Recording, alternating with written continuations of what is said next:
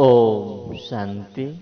आज 11 सितंबर 2021 ज्ञान सागर शिव बाबा ने हम बच्चों को मीठी मीठी शिक्षा दे रहे हैं। तो बाबा ने कहा, नर से नारायण कैसे बनना होता है। स्वयं शिव बाबा सत्यम शिवम ने आकर सचखंड की स्थापना कैसे करते हैं। घर गृहस्थ में रहते कैसे युक्ति से चलना है।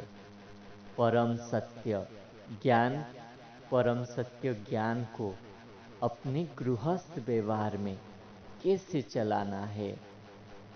कुछ सावधानियां को कैसे पालन करना है जो परिवार ठीक चल सके। साथ साथ साथ पद्मा पदम भाग्यशाली कैसे बन सके। तो अपने को आत्मिक स्वरूप में एकाग्र करके सुनते हैं शिव भगवानुवाच। मीठे बच्चे, सत्य बाप सचखंड स्थापन करने आए हैं। तुम बाप के पास आए हो सत्य नारायण की कथा सुनकर नर से नारायण बनने। यह है सच्ची सच्ची नॉलेज। जैसे किसी को बारिस्टर बनना होता है तो वो बारिस्टर के पास जाएगा ना। तो तुमको भगवान पढ़ाते हैं भगवान भगवती बनाने के लिए, तो तुम्हें निश्चय बुद्धि होकर पढ़ना है। तो बाबा ने कहा, काम महाशत्रु है, इसको जीतना ही है। इसको जीतने से तुम जगत जीत बन सकते हो, पावन दुनिया में चल जाते हो। एक बाप ही ट्रूथ है ना, इसलिए गॉड इज ट्रूथ कहा जाता है।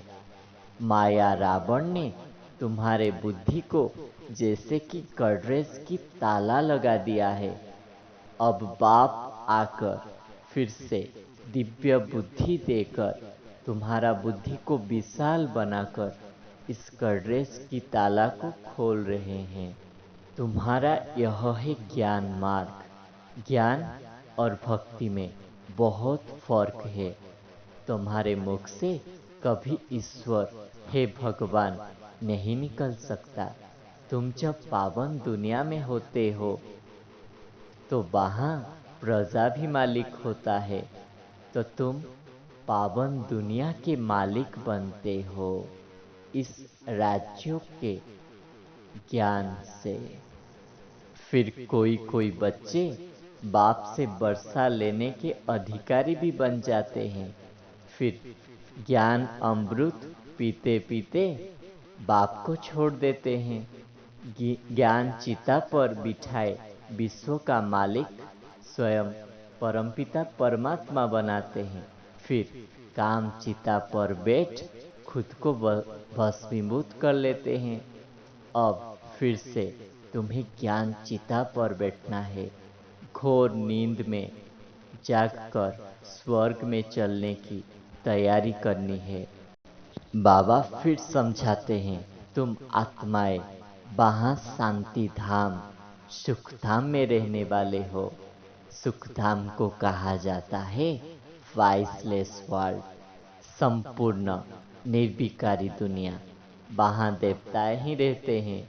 तो बाबा ने कहा, तुम्हें माया रावण के साथ लड़ाई है। तुम्हारा 5 विकार के साथ लड़ाई है। तुम्हारा लड़ाई अहिंसक है।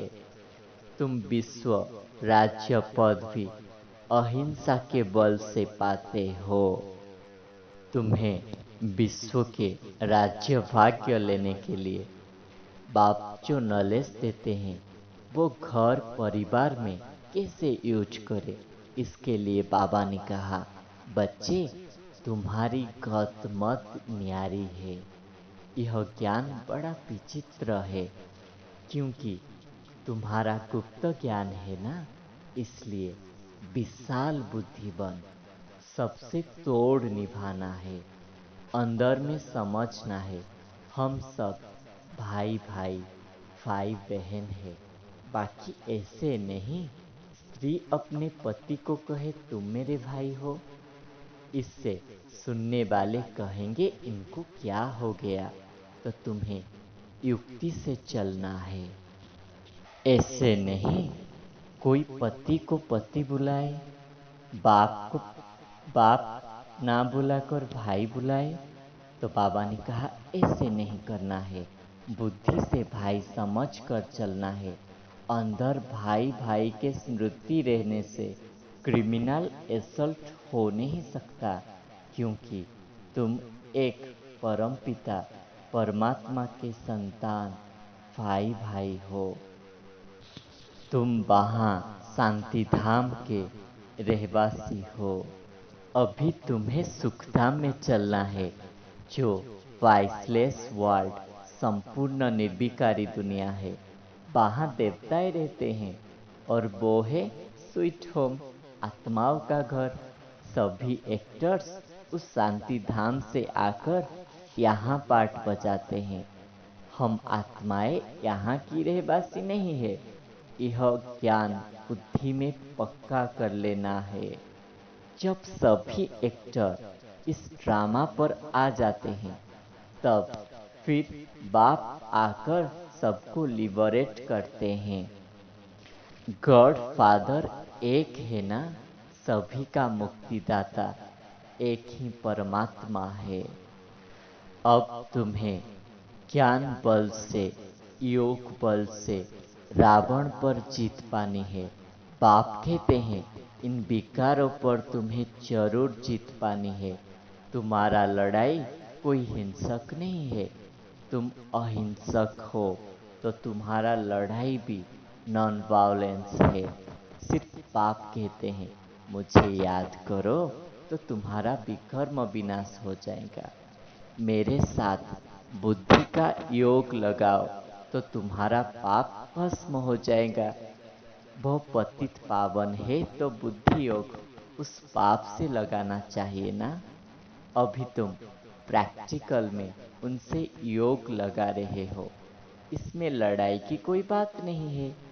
जो अच्छी रीति पढ़ेंगे वो बाप के साथ योग लगाएंगे, वही बाप से वर्षा पाएंगे। कल्प पहले मुआफी। तुम्हें फिर से अब क्लास को ट्रांसफर कराना है।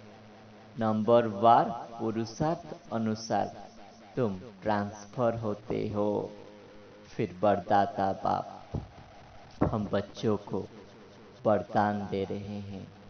पद्मा पदम भाग्यशाली भव।